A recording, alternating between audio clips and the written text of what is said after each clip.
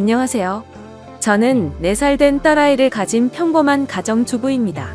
너무 어이가 없고 짜증이 나서 글이 엉망진창이라도 이해를 부탁드려요. 일단 어디서부터 이야기를 꺼내야 할지 정리가 되지 않지만 최대한 간결하게 이야기하겠습니다. 몇 년 전에 제 딸아이가 돌이 들 무렵에 낯선 번호로 어떤 여자에게서 전화가 왔습니다. 어려 보이는 목소리의 여자였는데 저희 남편과 사랑하고 있다고 당당하게 말하더군요. 마른 하늘에 날벼락이 내린 듯이 무슨 말인 건가 싶고 황당했죠. 너무 당황스러우면 아무 말도 나오지가 않는다는 걸 그때 난생 처음으로 알았습니다. 솔직히 남편을 많이 믿고 지내왔기에 조금도 의심하지 못했습니다. 연애 때부터 결혼해서까지 한결같이 저에게 잘해줬었고 아이에게도 그 누구보다도 다정하고 가정적이었거든요. 술 담배도 안 하고 일이 늦게 끝나는 직업이라 바람 피울 상황도 못 된다고 안일하게 생각하고 있었는지도 몰라요. 아무튼 그 순간에는 너무 당황스러워서 전화를 그냥 끊어버렸어요. 그리고 나서도 몇 번 더 전화가 왔지만 너무 떨리는 마음에 차마 그 전화를 받지를 못했죠. 당황스럽기도 했고 믿기지 않는 그 상황에 무슨 말을 해야 할지를 모르겠더라고요. 그렇게 제가 전화를 받지를 않자 문자 몇 통이 연달아서 계속해서 오더군요. 남편과 다정히 찍은 사진이랑 긴장문의 문자로 남편과는 1년 정도 만나왔고 서로 사랑하고 있으니 저보고 포기해달라고 합니다. 자기는 제 남편 없이는 못 산다면서 왜 그런지에 대해서 구구절절 이야기를 길게도 풀어서 얘기하더라고요. 일단 남편이랑 얘기한다고 답장을 보냈고 남편이 퇴근하기를 기다리는 시간이 천년만년 같았어요. 전화로 어찌된 일인지 퍼부을까를 100번쯤 고민하다가 변명을 만드는 시간을 주는 것 같아 겨우 참고 기다리니 남편이 퇴근을 하고 아무렇지 않게 집에 들어오더군요. 아무 일 없는 척 웃으며 들어오는 남편에게 사진을 보여주며 물으니 얼굴이 사색이 되어서는 제게 용서해달라며 빌더라고요. 회사에서 만난 여직원인데 자기에게 호감을 보여 순간 혹한 적은 있지만 나를 배신한 적은 없다고 합니다. 그냥 외로워서 몇 번 만나서 같이 술이나 한 잔 마셨던 것 뿐이고 자신은 우리의 가정을 깰 마음이 절대로 없다고 하더라고요. 제가 아이와 밤낮으로 잠도 못 자고 씨름하고 있을 때 남편이라는 작자가 외로웠다는 핑계로 그 여자와 술 퍼마시고 다녔다는 걸 용서해야 하나요? 저는 멍청하게도 그런 사실을 전혀 몰랐다는 게 너무 화가 났고 앞으로 이 사람을 예전과 같은 마음으로 대할 수 있을까 싶더라고요. 결혼 전엔 남편이 바람핀다면 당장 이혼해야지 라고 생각했었는데 막상 상황이 생기고 보니 자꾸 남편의 변명을 믿고 싶고 한 번만 눈 감으면 우리 집이 다시 예전처럼 돌아갈 것 같았어요. 참 바보같이 말이죠. 남편은 저만 보면 빌면서 용서를 구했고 저는 남편만 보면 울고 불며 화내는 상황이 생겨났습니다. 그렇게 보름 정도가 지났을 때쯤이었죠. 갑자기 남편이 이혼을 하자고 하더라고요. 그 여자가 자신의 아이를 가졌다면서 미안하다고 그 아이를 책임지고 싶다고 이혼만 해달라고 하더군요. 미안하다는 말이 너무 어이가 없기도 하고 우리 딸은 어쩌고 그 여자가 임신했다고 책임을 지나 싶어서 물었습니다. 그 사람 자식은 중요하고 우리 딸은 중요하지도 않고 책임져야겠다는 생각이 없냐고 말이죠. 그러자 저는 자기와 이혼해도 아이를 잘 기를 수 있는 좋은 엄마니 괜찮을 것 같지만 그 여자는 자기가 안 가면 애를 포기할 것 같답니다. 자신의 자식인데 포기할 수는 없지 않냐며 울더라고요. 너무 기가 막혀 대꾸조차도 하기 싫어서 가만히 있었습니다. 이 집은 저를 준다고 자기만 보내주면 된다고 하면서 저더러 자신이 없어도 너는 잘 살 거라고 이해해달랍니다. 그 여자는 너무 어리고 자기 없이 애를 키울 수 없다고 하면서 말이죠. 융자 가득한 집 주면서 생색내는 꼴이 너무 황당하고 우습더라고요. 처음에는 절대로 저를 배신한 적 없다고 변명할 때는 언제고 이제 와서는 세상 둘도 없는 사랑꾼인 척 하는 게 가증스러워서 오만정이 다 떨어져서 그냥 이혼하겠다고 했습니다. 그냥 절대 이혼해주지 말고 그 여자랑 그 아이 아빠 없는 애로 평생 살게 해버릴까도 생각은 해봤었죠. 솔직히 저도 이혼을 하고 나면 아빠 없이 애를 잘 키울 수 있을까 무섭기도 했지만 어차피 이혼 안 하고 살아도 내 남편이 그 여자랑 바람핀 걸 제가 알았고 그 여자와 살고 싶다는데 굳이 제 인생도 같이 갉아먹히면서 복수를 하면 저는 영원히 이 배신감에 갇혀 살 것 같더라고요. 그래서 그냥 상호 합의하에 이혼 절차 밟기로 했습니다. 준다는 집도 받고 애 양육비도 협의하고 말이죠. 그리고 낯짝이 얼마나 두꺼운지 2주에 한 번 딸아이를 보여달래서 평생 안 보여준다고 했다가 결국에는 한 달에 한 번으로 합의를 하였습니다. 생각보다도 아이가 있으니 결혼보다도 결정할 게 너무 많더라고요. 중간에 그 여자가 또다시 제게 연락을 해서는 정말 집 다 받아갈 거냐고 전화로 난리친 거 빼고는 결혼 준비보다 오히려 수월하게 진행이 되었죠. 정확히 말하면 정리하는데 생각보다 시간은 꽤 걸렸지만 심적인 부담이 줄어들어서 그랬나 봐요. 아무튼 이혼을 하고 나서 바로 그 집은 팔아버렸고 부모님께 죄송하지만 어쩔 수 없이 친정에 들어와서 살고 있습니다. 제가 직접 돈을 벌어서 먹여 살려야 하는 상황이 되었기에 회사 복직을 3개월 당겨서 친정엄마가 아이를 봐주셔야 해서 부모님도 이해를 해주셨죠. 솔직히 돈도 돈이지만 집에만 있으면 정신이 나가버릴 것 같아서 나가서 돈을 벌기로 했던 것도 있습니다. 아직 우리 애기가 예쁜 짓 할 때마다 행복했지만 그 여자가 애기를 낳았다는 소식을 듣고 나서부터는 저도 모르게 훅훅 올라오는 무언가가 있긴 했습니다. 그나마 그것도 시간이 지나가면서 나가서 사람도 만나고 부모님과 마음 편하게 살다 보니 정말 많이 편해졌었죠. 아무튼 이 얘기가 이따위로 끝나면 너무 억울할 텐데 다행스럽게도 여기서 끝이 아니었네요. 며칠 전 아이가 남편을 만나는 날이라 아이를 아침에 보내고 저녁에 데리러 갔더니 전 남편이 아기만 집에 먼저 보내고 저한테 얘기 좀 하자고 하더라고요. 그때 당시에는 아이와 관련된 이야기인 줄 알고 카페로 가서 가만히 앉아 있었습니다. 그러자 갑자기 크게 한숨을 쉬더니 자기 벌 받은 것 같다고 하더라고요. 무슨 헛소리를 하는 건가 싶어서 대꾸도 안 하고 쳐다봤더니 그 여자랑 낳은 아들이 자기 애가 아닌 것 같다고 하더군요. 자기랑 그 여자는 둘 다 A형인데 아이가 B형이라 의심이 간다고 말이죠. 자기가 찾아봤는데 B형이 나올 수 없다는 걸 알았답니다. 물론 유전자 검사를 해봐야 정확하겠지만 정말 아닐까봐 무서워서 못하고 있다고 줄줄 말하는데 너무 속이 시원해서 웃음이 터져버릴 것 같았죠. 그래서 말했습니다. 이걸 왜 나한테 얘기하냐고 했고 당신 천벌 받는 거 맞다고. 왜 피하냐고 유전자 검사 확실히 해서 정면으로 제대로 받으라고 했습니다. 너는 평생 내 아이한테 온전한 가정 뺏은 죄 짓고 멀쩡하게 살 수 있을 줄 알았냐고.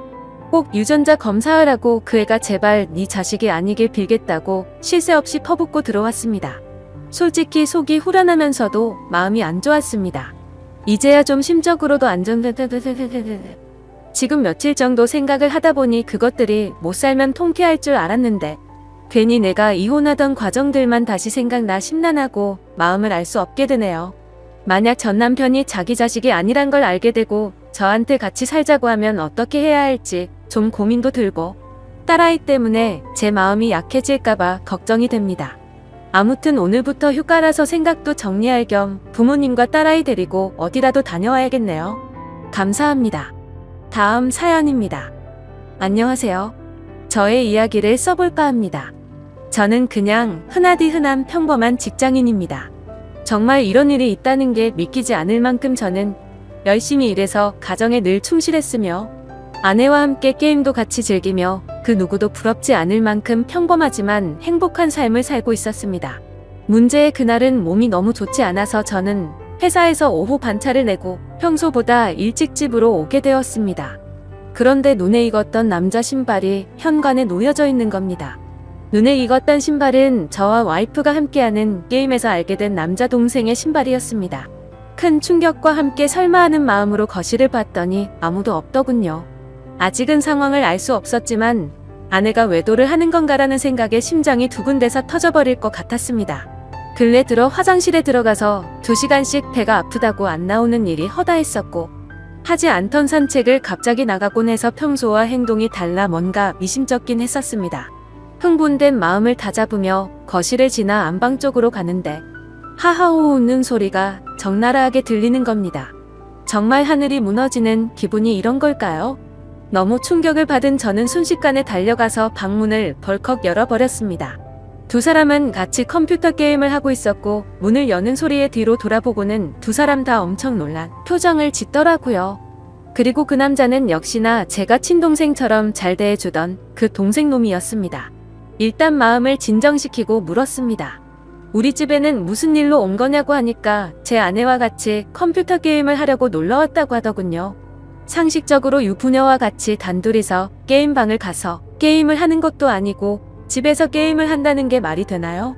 저는 그래서 게임방을 놔두고 왜 집에서 게임을 하냐고 물어보니까 그 남동생은 그렇지 않아도 지금 그러려고 했다고 더듬거리면서 말을 하더라고요.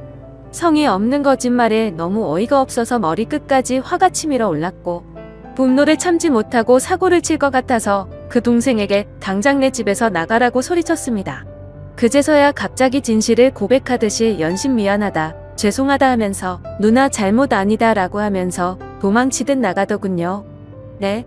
누나만의 잘못은 아니겠죠? 둘 다 인간 같지도 않은 짓을 했는데 두 사람 다의 잘못이겠죠. 아내와 저는 조용히 한참 동안 아무 말 없이 있었고 제가 먼저 아내에게 말했습니다. 어린애도 속지 않을 거짓말 하지 말고 솔직히 말하라고요. 그러자 아내는 진짜 아무 일도 없었고 그냥 게임을 하려고 부른 거라고 말을 하더군요.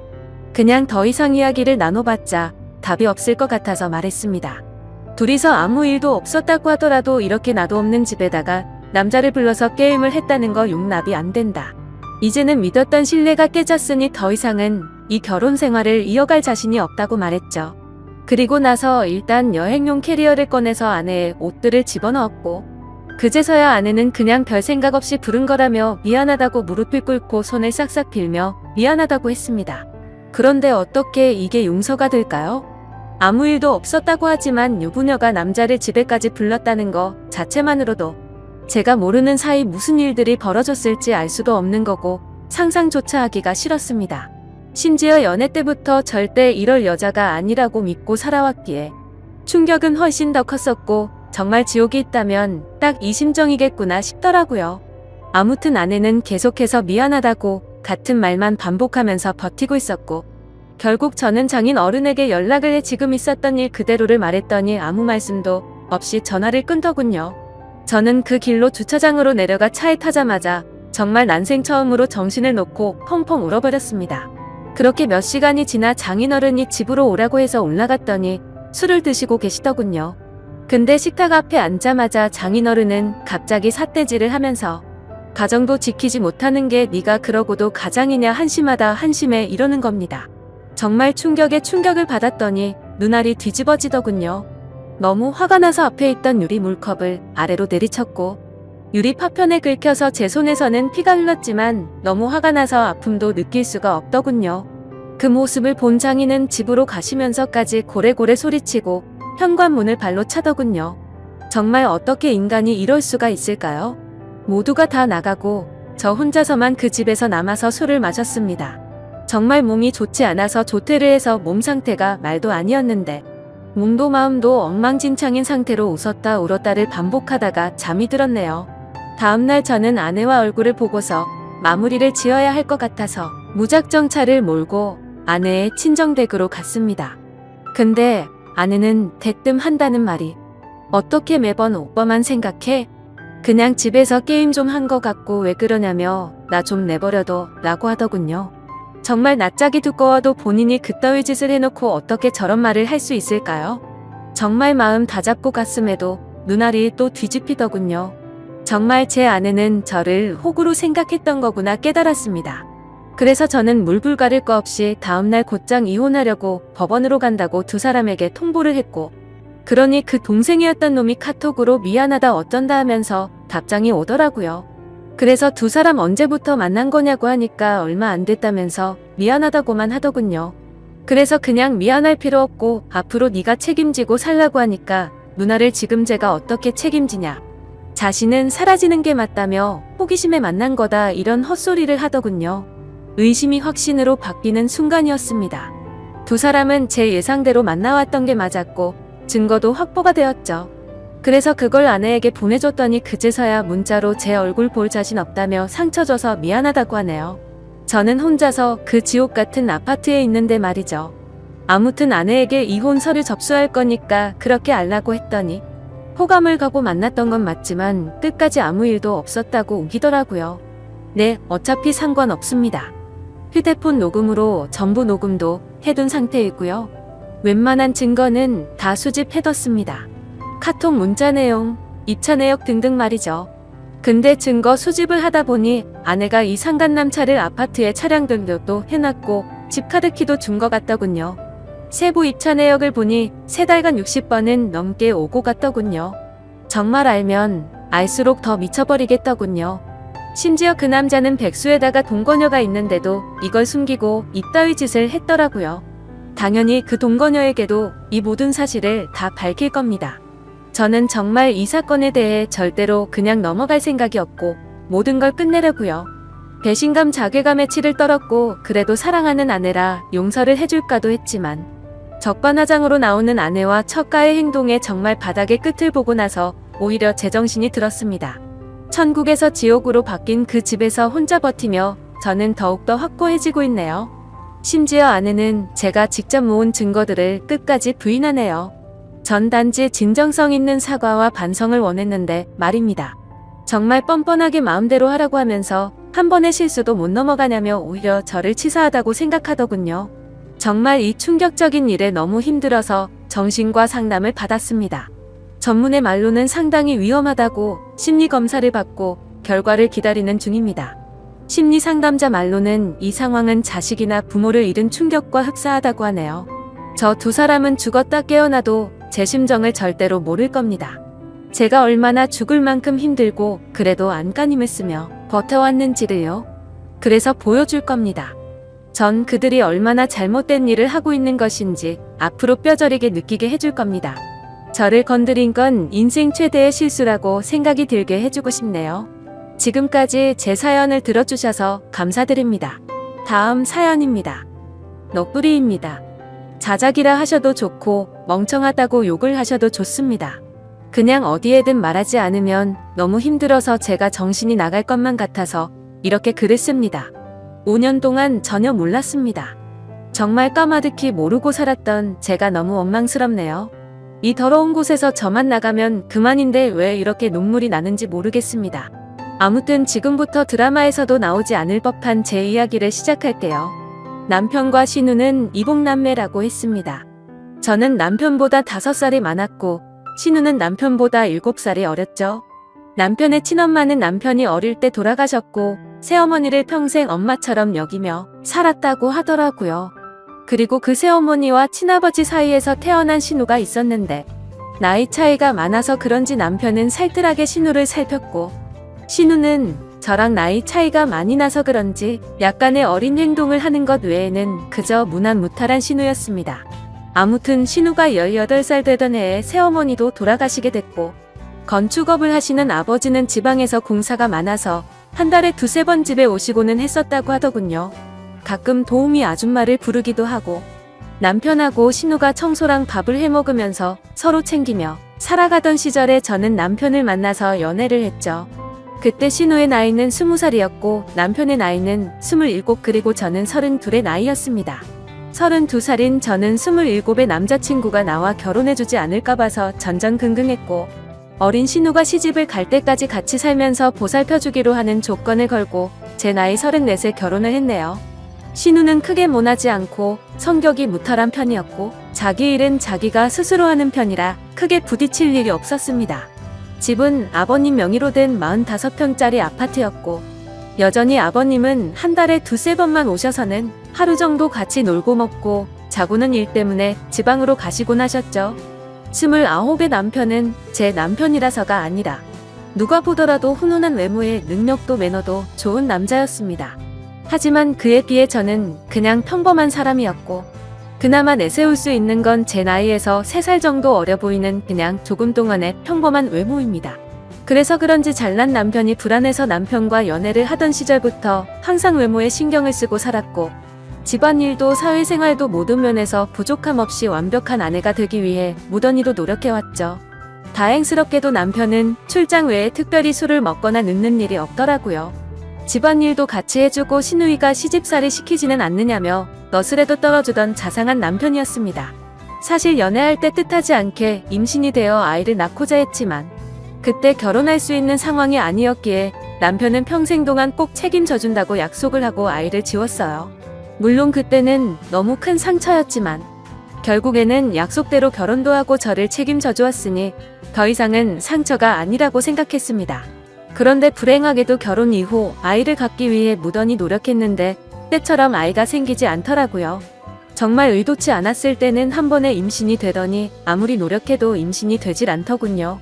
그리고 아이를 한 번 가져봤었기에 당연히 신체적인 문제는 없다고 생각을 했고 불임 검사는 하지 않았습니다. 정말 아이 하나만 내 곁으로 와주면 더 이상 바랄 게 없는 그런 완벽한 결혼 생활이었죠. 남편은 신우를 살뜰히 챙겼지만 내 눈에 이상해 보이지 않을 정도였고 정말 단 한 번도 신우와 남편의 사이를 이상하다고 생각해 본 적조차 없었습니다. 그러던 어느 날이었죠.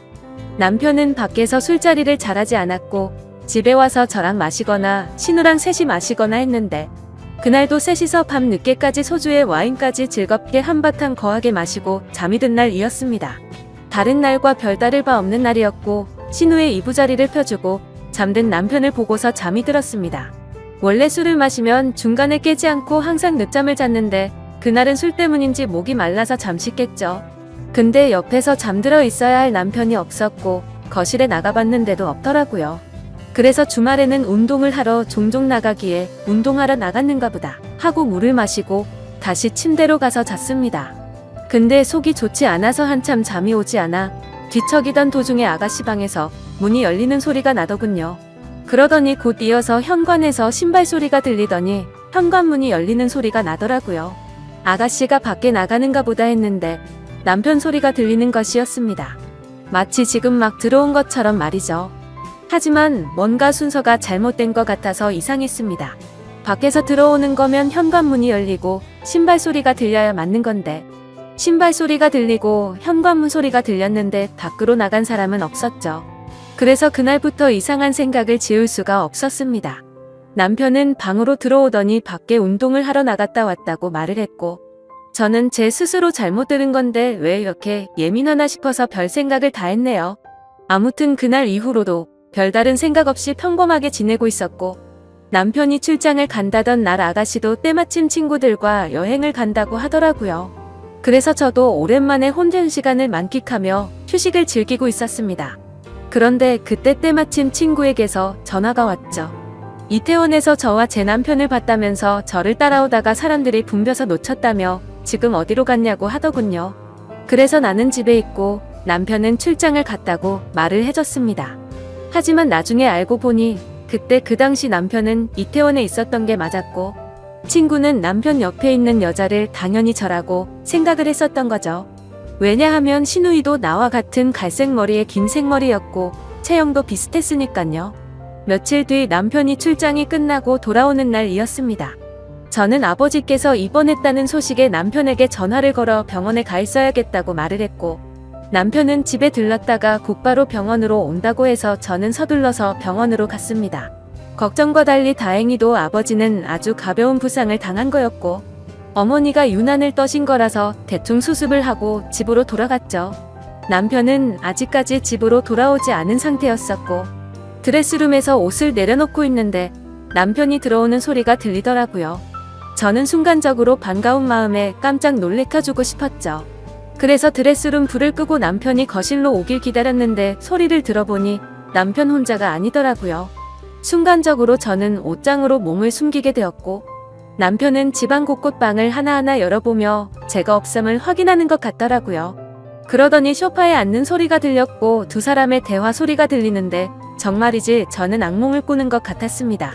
이태원의 그 맛집은 과대평가가 됐다면서 이번에 갔던 여행은 너무 즐겁긴 했는데 혹시나 언니가 의심하진 않을까? 이런 소리가 들리더라고요.